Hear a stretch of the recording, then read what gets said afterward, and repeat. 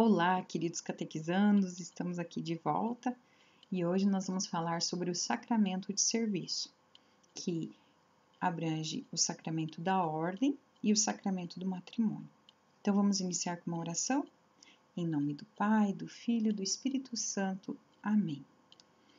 Vamos pedir então que o Espírito Santo nos conduza nesse momento, nessa catequese, para que a catequista consiga passar para vocês as verdadeiras palavras que Jesus quer que vocês saibam, que vocês consigam compreender o que tem que ser passado para vocês no dia de hoje. Amém? Então vamos dar continuidade.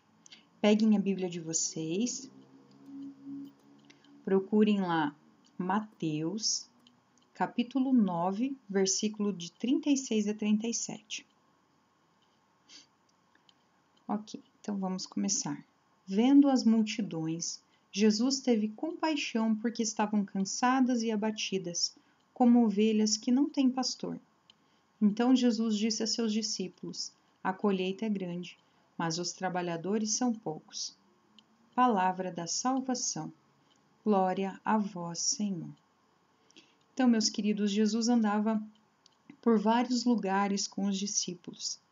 E em muitos lugares ele encontrava pessoas tristes, né? As pessoas que não conheciam sobre o reino de Deus. E o que Jesus disse aos discípulos? Que elas pareciam como ovelhas sem pastor. Porque uma ovelha sem pastor, ela fica perdida, ela fica andando de um lado para outro e não tem uma direção. Então, Jesus convida nesse momento para que eles evangelizem, né? Sejam discípulos, sejam evangelizadores, trabalhem para a messe do Senhor. E aqui ele fala, a colheita é grande, mas os trabalhadores são poucos. E realmente, quantas pessoas que são convidadas, mas se negam a trabalhar a serviço de Deus? E o tanto de gente que precisa ser evangelizada, que é perceptível assim, que não conhece a Deus, que anda triste, que sofre, que não aprendeu que tem uma segunda chance, que tem uma oportunidade de começar uma nova vida, acha que porque errou de repente vai ter que ficar sofrendo pro resto da vida. Não! Jesus trouxe a boa nova, a esperança de que existe um caminho de luz, né? Que a gente não precisa viver na escuridão. E então, ele convida os discípulos e convida cada um de nós para seguirmos e para ajudarmos ele nesse processo de evangelização. Então, vamos para o segundo texto? Procurem lá agora 2 Timóteo, tem 1 Timóteo e 2 Timóteo. Então, 2 Timóteo, capítulo 1, versículo de 6 a 8. Vamos lá. Por esse motivo, o convido a reavivar o dom de Deus que está em você pela imposição de minhas mãos. De fato, Deus não nos deu um espírito de medo, mas um espírito de força, de amor e de sabedoria. Não se envergonhe, portanto, de dar testemunho de nosso Senhor, nem de mim, seu prisioneiro, pelo contrário, participe do meu sofrimento pelo Evangelho, confiando no poder de Deus. Palavra do Senhor. Graças a Deus. Então aqui, meus queridos, Paulo que escreveu essa carta a Timóteo. Ele fala para Timóteo o seguinte: eu te convido a reavivar o dom de Deus que está em você pela imposição das minhas mãos. Então Paulo abençoa Timóteo e convida ele: me segue, vale a pena viver por Cristo, vale a pena. Então, ele também convida cada um de nós a reavivarmos o dom de Deus dentro de nós. Todos nós temos muitos dons, alguns mais, outros menos, mas todos nós temos um dom especial. Alguns têm dom de falar, outros dom de escutar. sabe que escutar é um dom muito especial, não é todo mundo que consegue, né? Alguns têm o dom de agir, o dom de cantar, de ensinar, tem muitos dons. E quando a gente coloca esses dons que a gente tem a serviço de Deus, e quando eu falo a serviço de Deus, meus catequizandos, eu não falo só lá na igreja. Porque quando você faz um bem para o próximo, você está utilizando esse dom a serviço de Deus. Porque qual é a nossa missão? A nossa missão é servir ao próximo, né? A gente não deve viver como se só a gente vivesse no mundo. Não, tem tantas pessoas que precisam da gente, né? E a gente pode ajudar. Então, esses dons que a gente deve utilizá-los sempre a serviço de Deus. No nosso trabalho, no nosso estudo, na nossa escola, em casa. Vamos utilizar esses dons que Deus nos deu para fazer o bem, tá? A serviço de Deus. Então, de fato, Deus não nos deu um espírito de medo. Deus não nos fez para ser pessoas que vivem em tocas. Não, Deus não nos fez para isso. Deus nos fez para ser feliz, para proclamarmos que Ele é o Senhor, para ir ao encontro daquele que precisa, para mostrar para o mundo que é possível ser feliz, que é possível viver para as coisas boas, que é possível promover a paz, que é possível amar, que é possível ajudar. Deus nos deu um espírito de força, de amor, de sabedoria. Basta que a gente esteja em constante oração para que esses dons sejam reavivados dentro de nós. E quem que mexe com esse dom dentro de nós? É o Espírito Santo. O Espírito Santo que nos dá essa força, que nos impulsiona. Por isso que eu sempre falo o seguinte, quando você vai tomar uma decisão muito difícil, ou até quando você vai fazer uma leitura e dá aquele medo assim, né?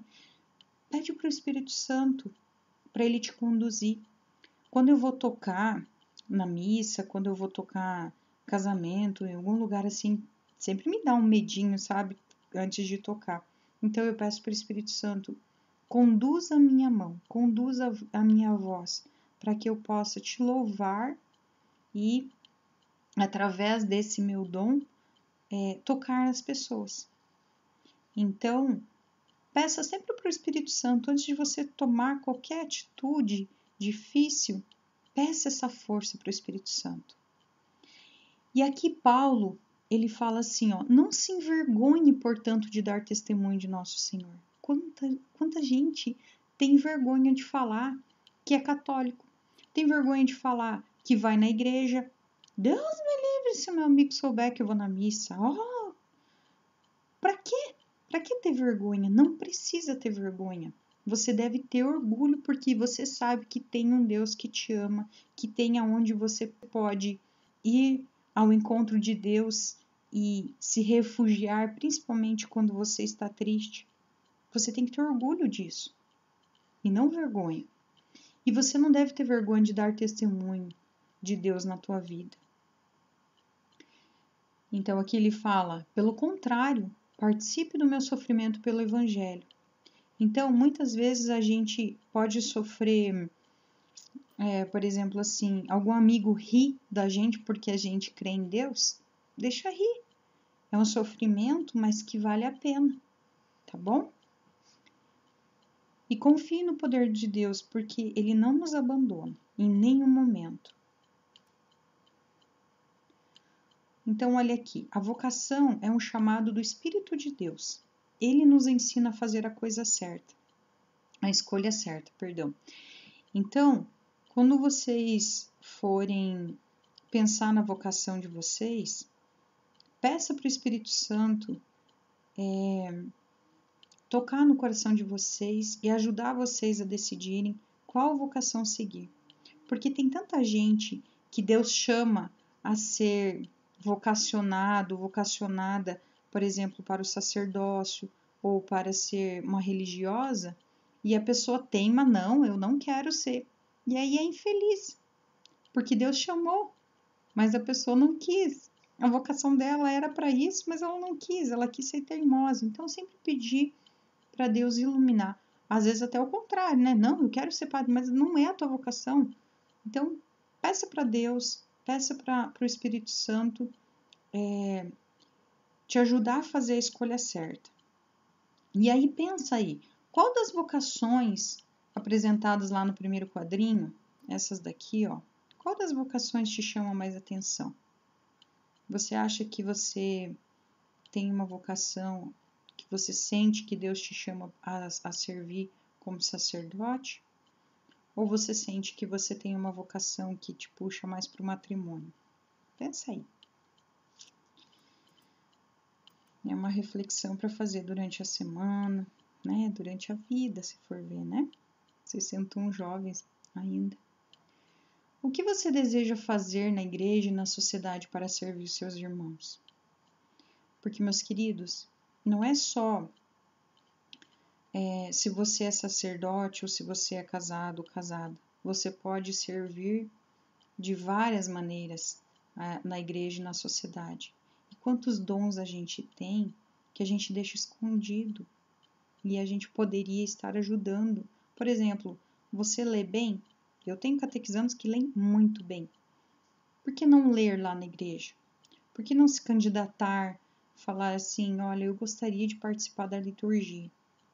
Se você, por exemplo, toca, ou então tem ideias boas para ajudar, para criar mudanças, criar atividades, né?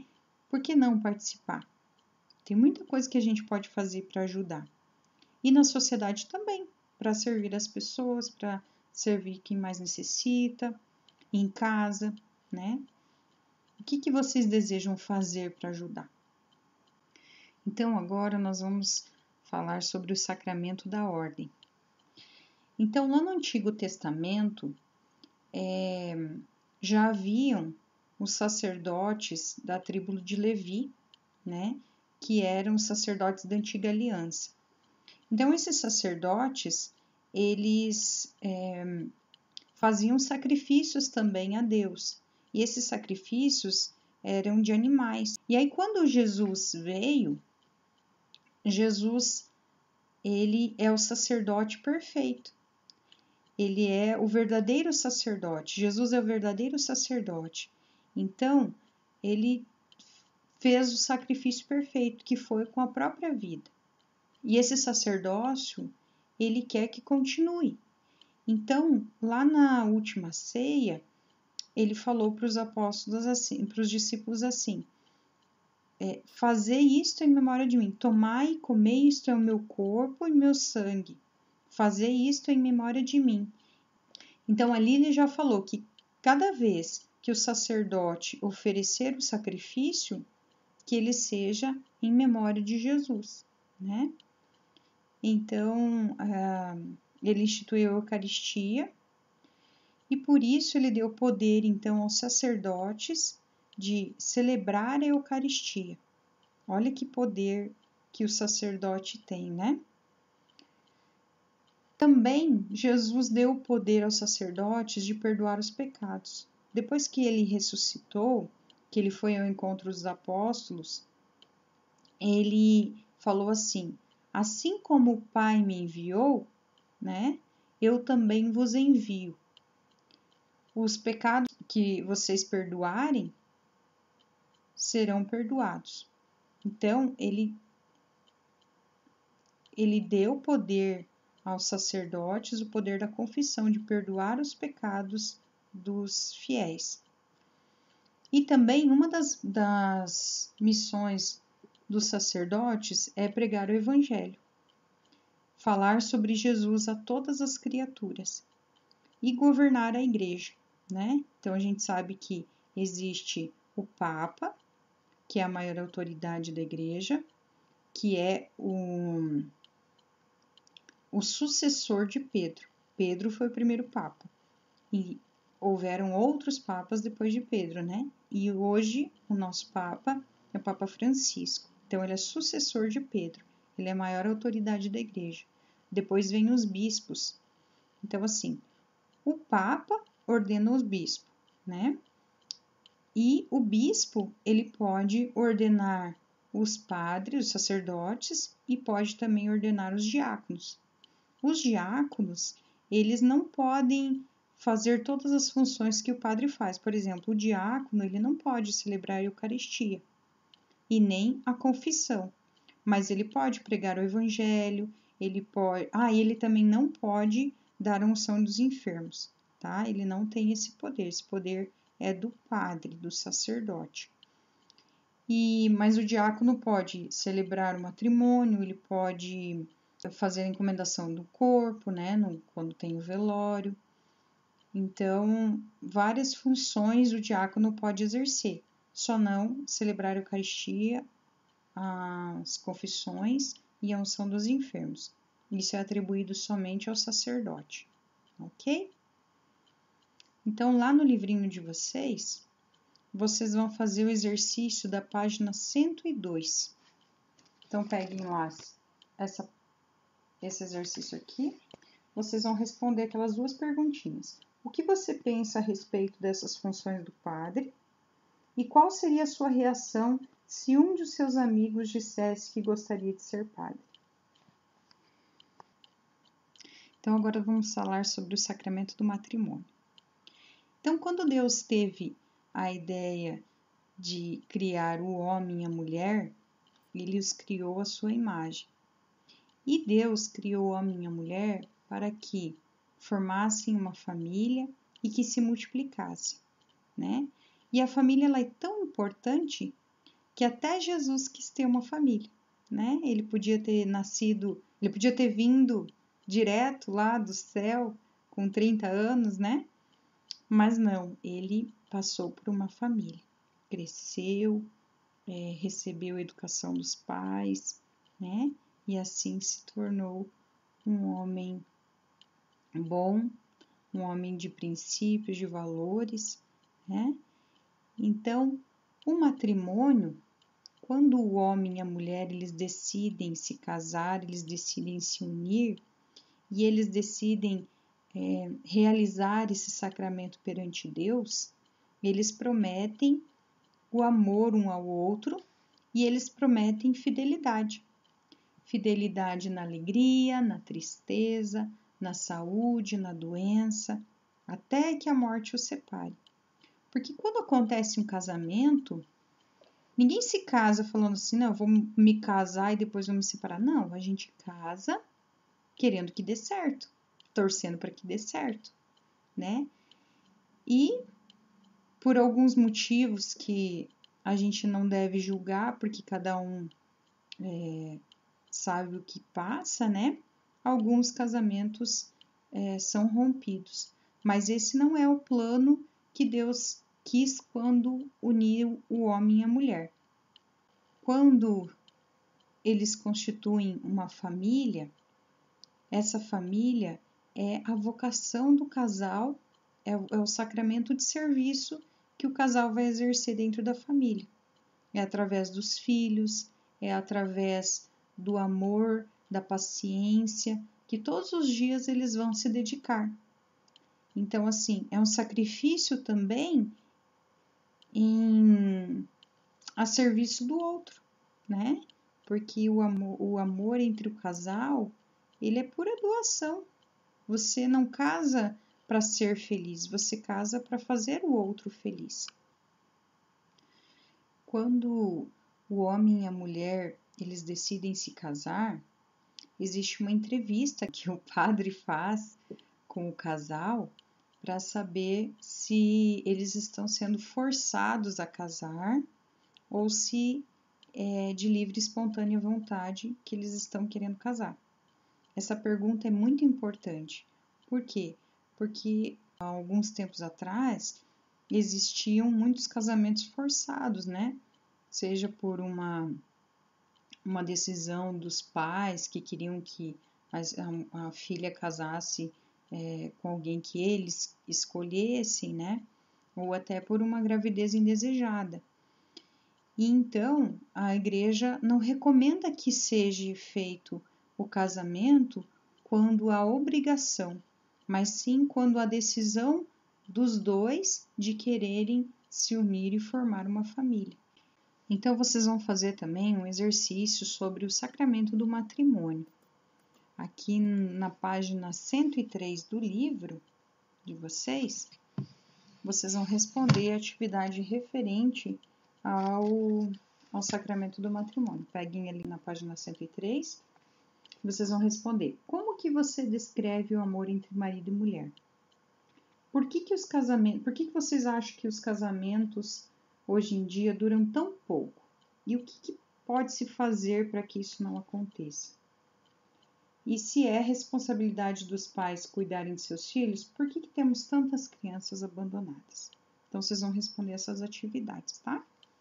Aí, tirem foto, mandem para mim, para eu analisar. Depois, ali na página 103, tem um exercício que era para vocês entrevistarem o padre e também entrevistarem um casal, né? A respeito dos sacramentos, da vocação que eles escolheram, né? Então, eu fiz esse favor para vocês e entrevistei um padre, o padre da nossa paróquia, o padre Divo agora, né? E um casal também ali da nossa paróquia. Inclusive o Roberto e a Ana, e eles são catequistas também, tá bom? Então, vamos ouvir o que eles falam sobre a vocação deles? Olá, queridas crianças, adolescentes da nossa catequese, me pediram para eu dar uma pequena entrevista falando de mim. Eu sou o padre Divo de Couto, pároco aqui da paróquia Nossa Senhora do Perpétuo Socorro. Veio uma lista de perguntas, eu peço vossa licença para verificá-las, para eu ser preciso ao pedido que me fora feito. Então, já disse o meu nome, a minha vocação também já disse, sou padre, sacerdote. Uma outra perguntinha: por que escolheu esta vocação? Na verdade, eu fui escolhido. Jesus me escolheu. Quando eu era pequeno, tinha entre 9 e 10 anos, já ajudava na comunidade, onde a minha família ainda mora, e eu estava na sacristia da igreja, com o folheto da missa, me preparando para ler as preces. E chegou uma religiosa, juntamente com o pároco da época, e me viu. E ela se aproximou e disse: você tão pequeno já ajudando na igreja, nunca pensou em ser padre? O mundo precisa de homens corajosos. Essas palavras desta irmã religiosa, mais tarde eu descobri que eram as palavras do próprio Jesus. Então ele me chamou, ele me escolheu. Claro que no decorrer da minha caminhada de seminário, 2 anos depois acabei entrando no seminário, eu fui respondendo a este chamado. Ele chama e ele nos chama e nós respondemos, sim ou não. Então a minha resposta a esse chamado de Deus foi sim. Por isso hoje eu sou sacerdote. Outra perguntinha que me fora feita, que eu vou retomar aqui: o que é mais difícil nessa vocação?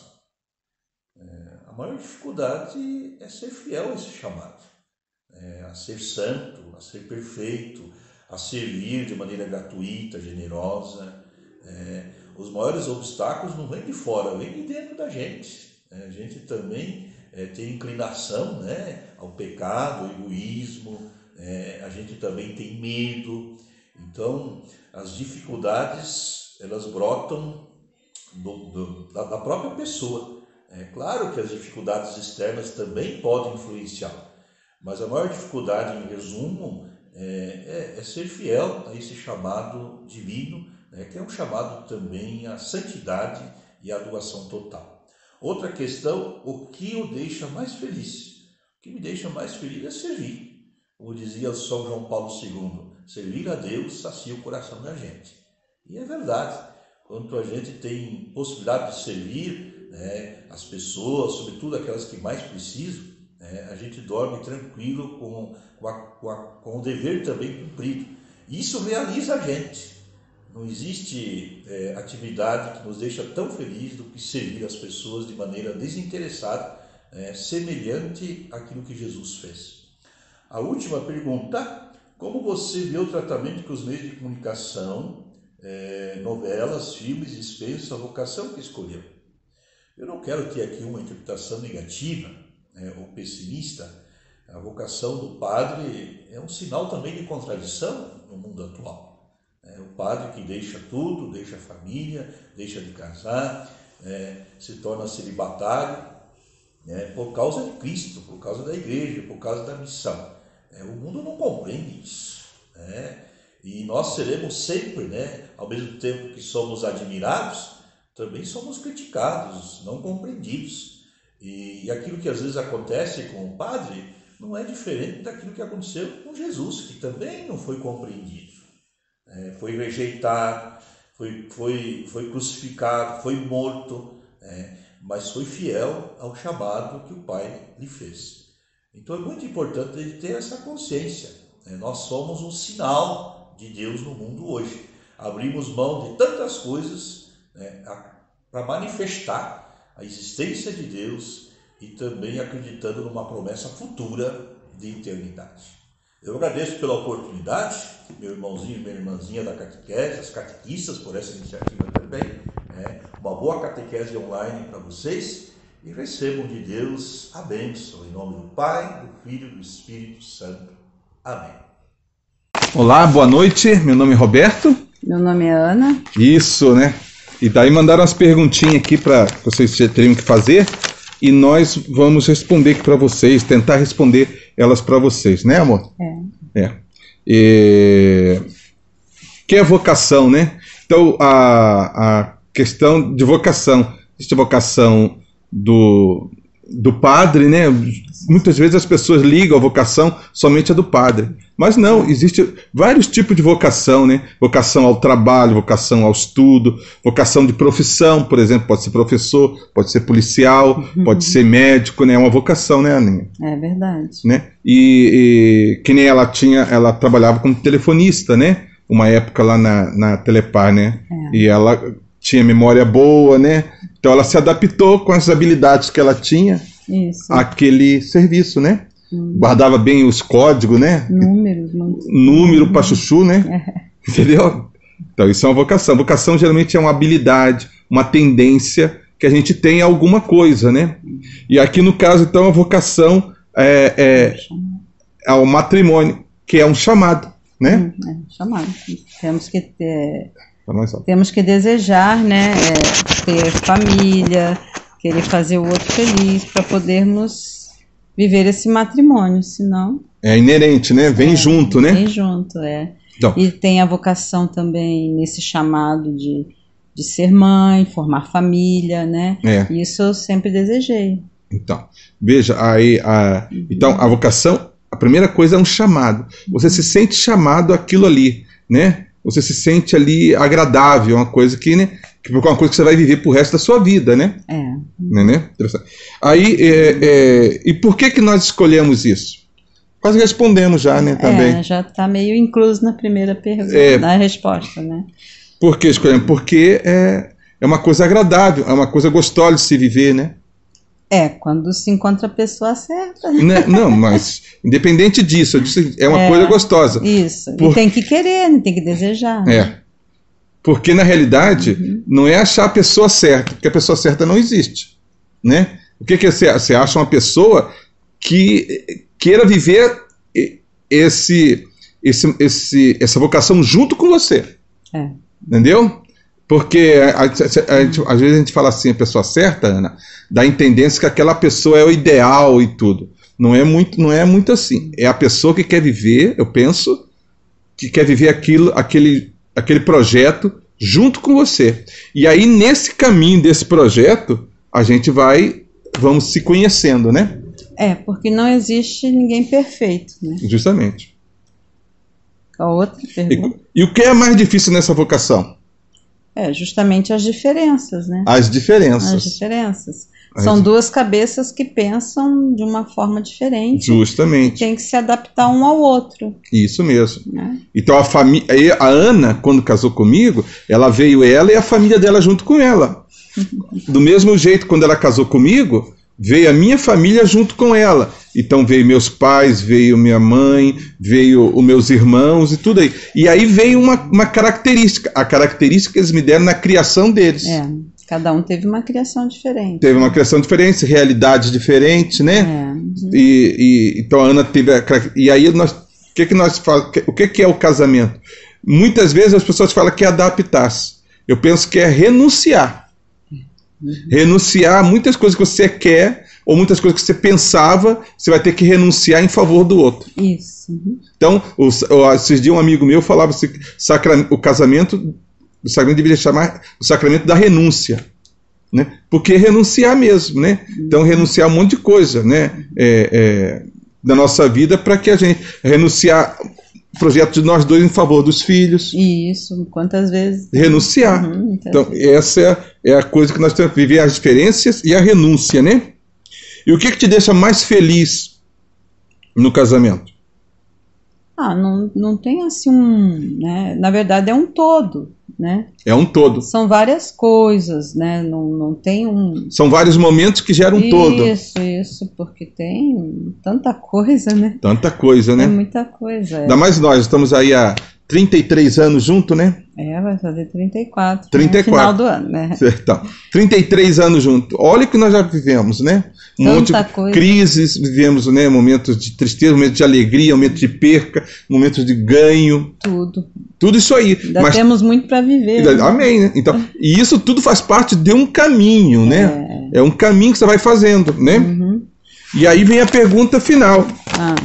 Como a gente vê o tratamento que os meios de comunicação dão ao casamento? Complicado. Depende do meio de comunicação, né? Porque nós temos hoje... hoje em dia, graças a Deus, temos muitas redes religiosas, né? As redes católicas, como TV Aparecida, Canção Nova, né? TV Pai Eterno, Rede Vida. Então, hoje em dia, isso é uma riqueza, graças a Deus. Justo. Mas quando nós casamos, não era tanto, né? Não era tanto. E os meios de comunicação, eles querem colocar o casamento como uma coisa meio falida, né? Por que eles pensam assim, Ana? Porque eles colocam o casamento como um projeto humano. Isso. E o casamento não é um projeto humano, né? O casamento é um projeto de Deus. Divino. A família é um projeto divino. Porque eles não entendem isso, né? Então eles falam essas bobagens todas. Mas para eles é muito difícil o perdão, né? No meio de comunicação se usa aquela com o Antigo Testamento, olho por olho, dente por dente, né? E não é assim. A gente tem que, nem você disse, renunciar, abrir exceções. Correto, né? Isso mesmo. E perdoar muito. Isso mesmo. Né? Perdoar. Não, perdoar é essencial. Isso, é perdoar não é uma coisa... Quando a gente tem a vocação do casamento, ela não é perdoar não é tão difícil. É uma coisa corriqueira até, né? Se você se perdoa sempre. Vai se perdoando porque você entende que você é limitado, e a outra pessoa também é. Também. E então, é diferente de você ainda, né? É tão limitado quanto você. Isso. Então você também se coloca no papel de limitado, porque você também vai se precisar do perdão. Isso. Não é verdade? Sim. Então, os meios de comunicação, eles não entendem isso, eles colocam o casamento como um projeto humano, uma consequência de vida humana. Isso. E não é.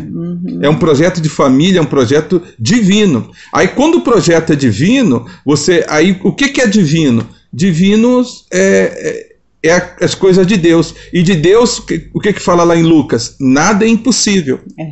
Então quando nós colocamos isso num projeto divino, em que Deus é nada impossível, aí nós nos colocamos como filho de Deus e submetidos ao projeto dele.